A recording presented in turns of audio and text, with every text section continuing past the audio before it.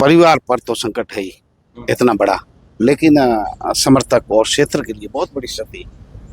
क्षति तो अब आप देख ही रहा हो कि लारले 2 सालों पूरे पश्चिम राजस्थान का पूरे राजस्थान री जगी राजनीति अब एकदम ठप पड़ी है जदों ताऊ जी ब्रेन हेमरेज हुई है।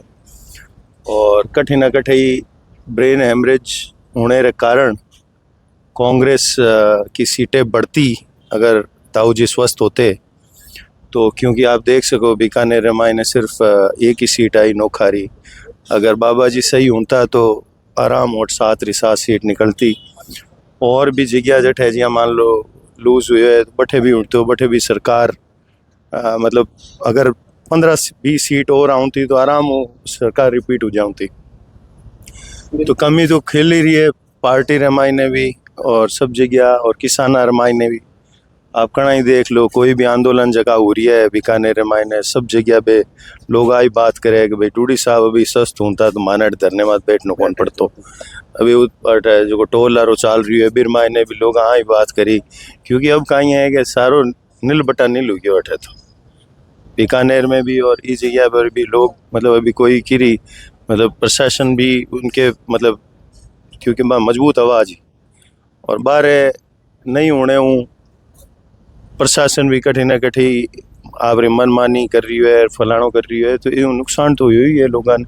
पर धीरे धीरे देखो आगे कहीं हुए कहीं नहीं है वो आगे आप देखा। बाकी मैं जनता ही तो लाड राखी होगी नोखा मान विधायक बना दिया और मैं पूरा प्रयासरत रहा, हमारा 100% एफर्ट्स दे रही। अब बाहर जी तो तजुर्बो तो लाउन में टाइम लागी पर मैं पिक कर ले वहाँ। एक वीडियो अस्पताल को वायरल हुआ है डूडी साहब रे इमोशनल आवाज लगा आप लोग मारो ही हो आपके बातचीत करें। हाँ तो हमारी अच्छी बातचीत होती बारे मतलब रिस्पॉन्ड हो जो मतलब आप अगर पारिवारिक बात करो तो मतलब आँखों आंसू आना करना और सब चीज़ें मतलब रिस्पॉन्स कर रही है अभी। पर वो जी 3 तारीख रो बारे न्यूमोनिया हुयो न्यूमोनिया पछे कार्डियक अरेस्ट हार्ट अटैक आयो माने और कार्डियक अरेस्ट थारे CPR देनी पड़ी बिर कारण ब्रेन रे माइन ऑक्सीजन खत्म हो गयो जके कारण आप और माइनस में गए बस ब्रेन रे माइन इतो नुकसान हो जाए बिर पछ धीरे धीरे मल्टीपल ऑर्गन है जगह पे फेल होने लाग जाए और पछ मान ध्यान हो गए भाई अब 2 साल हूँ बिर माइन रिकवरी रा चांसेस बिल्कुल मतलब हाई को नहीं मैं वही सोचियो कि भाई अब आखिरी दिन मायने साहब है जगह आप लोगों ने आप सारा जिया 10 दिन भी पहला तो मानिया लगे हो कि मैं बीकानेर पूग ही कौन पावा जकी मार्गन स्थिति ही बटे माने यहाँ लगे हो कि मैं बीकानेर पहुंच ही कौन पावा। पर 10 दिन माठ निकालिया और सब मिल लिया तो ये चीज़ रो मारने छुए कि भाई सब मिल लिया 8 लोगों को कोई लार कौन रही हो। बीकानेर आने के बाद में राजस्थानी प्रदेश से लोग डूडी साहब मिलने आया। हाँ आया नहीं आ ही रही है सब जगहों। और मारे भी देखो राजनीति मायने आप पहला आदमी ऐसा देखा होगा जिसमें परिवार का कोई भी आदमी कभी ना तो उनके पीछे रजिस्टर लेके खड़ा हुआ ना कभी ये कहा कि भाई यानी माने मतलब मान पहला जाऊं दो। हम तो एकदम पीछे पीछे बैठे रहते थे साहब क्यों था नहीं कि बेदरी वो है वो सामान है वो कुर्सी है मारो काम भी तो ही हो परिवार। लोग तो आप बेटे नहीं बनाते प्रधान कोई प्रमुख बनाना चाहे हूँ ही बन जू मारी घराली बन जाए मार चारों ही बन जाए लोग वे कि नहीं देवनो कौन चाहे। मैं तो आ चाहवा कि साहब वो जगह लोग जुड़ूड़ा है नहीं भाई हमेशा आगे रहे आज भी हमारी वही पॉलिसी रहेगी। एक बार आप नाम बताओ सब लोगों को ध्यान करो। नाम अतुल डूडी है डूडी साहब का भतीजा हूँ भगवान जी डूडी का लड़का हूँ। डूडी साहब कितना भाई 2 ही भाई हैं मेरे फादर छोटे हैं और साहब बड़े हैं और उनसे बड़ी मेरी बुआ है दुर्गा नाम है उनका वो बैठे हैं फूफा जी और माँ। डूडी साहब के कितने पुत्र हैं? एक पुत्र है वो मैं सबसे छोटा है अजय। आज मैं बीकानेर आउडो अठे और डूडी साहब स्वर्गीय रामेश्वर जी डूडी साहब रे अठे आपने बताऊं कि किसानों की एक मजबूत आवाज हमेशा हमेशा रे लिए खामोश होगी। लेकिन देश दुनिया में डूडी साहब जो राजनीतिक रतबो हो जो कद हो इन बात आप अंदाजो लगा सको कि की तरीके आज बीकानेर हालात है।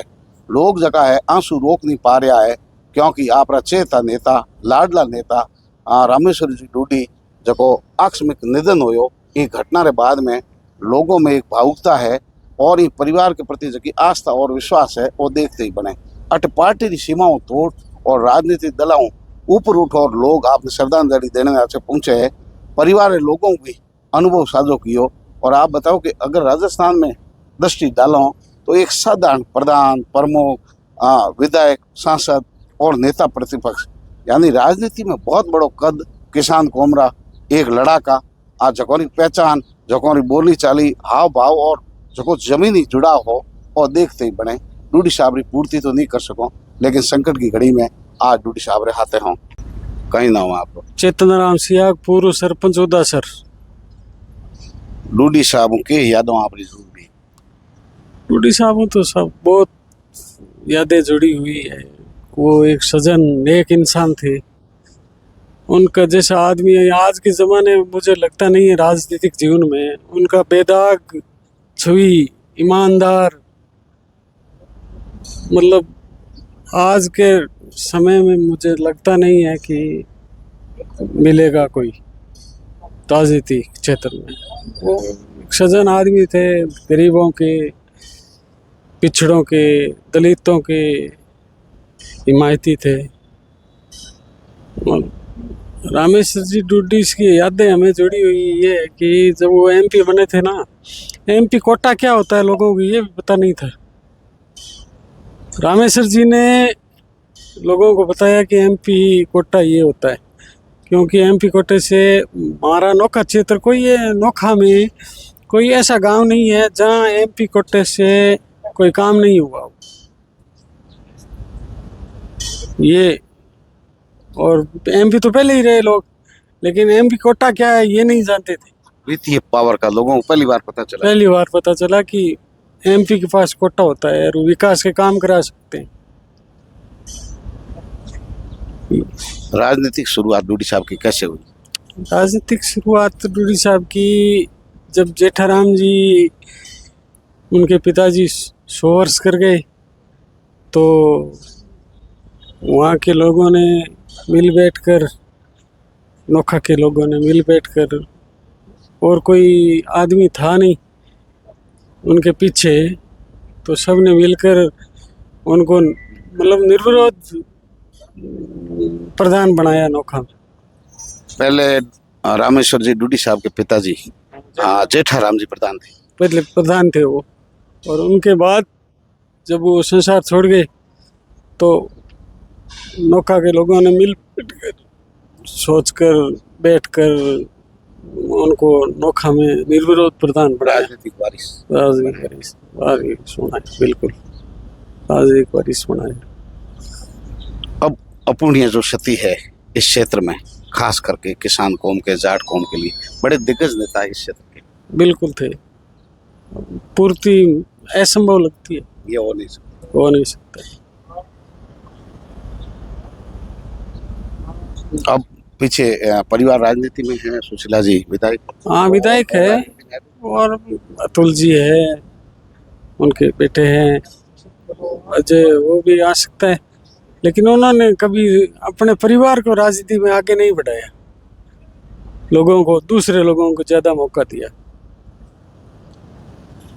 जाट समाज से भले ही डूडी साहब आते हो, लेकिन सर्व समाज में लोकप्रिय शख्सियत थे। सख्त बिल्कुल थे भाई। वो जाति के जाट थे, लेकिन वो सर्वमान्य नेता थे। सर्व समाज उनको नेता मानता था और सर्व समाज के ही काम करते थे। प्रधान, जिला प्रमुख, विधायक, सांसद, नेता प्रतिपक्ष, यानी राजनीति में बहुत बड़ा कद था डूडी साहब। बिल्कुल साहब, बहुत बड़ा कद था। वो राजनीति मतलब पहले वो पीढ़ी पिताजी की विरासत को सही ढंग से संभाला और आगे बढ़ते गए। पहले प्रधान, एक बार बीच में वो एमपी बन गए, नहीं तो जिला प्रमुख, फिर एमएलए, नेता प्रतिपक्ष। उनकी एक ख्वाहिश अधूरी रह गई, मुख्यमंत्री वाला जो उनका हमेशा भाषणों में जो गूंजता था नारा, उनको कहीं न कहीं मन में ऐसी टीच थी कि हमारे समाज से किसान कौम का प्रतिनिधित्व करने वाली जाट कौम से मुख्यमंत्री बने, उनका एक कोई विजन था। विजन था, बने, लेकिन वो ख्वाहिश अधूरी रह गई, अधूरी रह गई। बाकी उन्होंने अपनी जिंदगी में बहुत कुछ पाया। बहुत कुछ पाया, बहुत कुछ पाया, और लोगों को भला भी बहुत अच्छा किया। अब परिवार में कौन कौन है डोडी साहब के? रामेश्वर जी अभी वर्तमान में उनके मिसेज एमएलए है ही, सुशीला जी। सुशीला जी एमएलए है, और आगे बच्चे कितने? एक बच्चा है अजय डूडी, और उनकी 2 बच्चे हैं, और उनके भाई भगवाना राम जी के 2 लड़के हैं, भाई अतुल डूडी और अमित डूडी, डोडी साहब के भतीजे। भतीजे।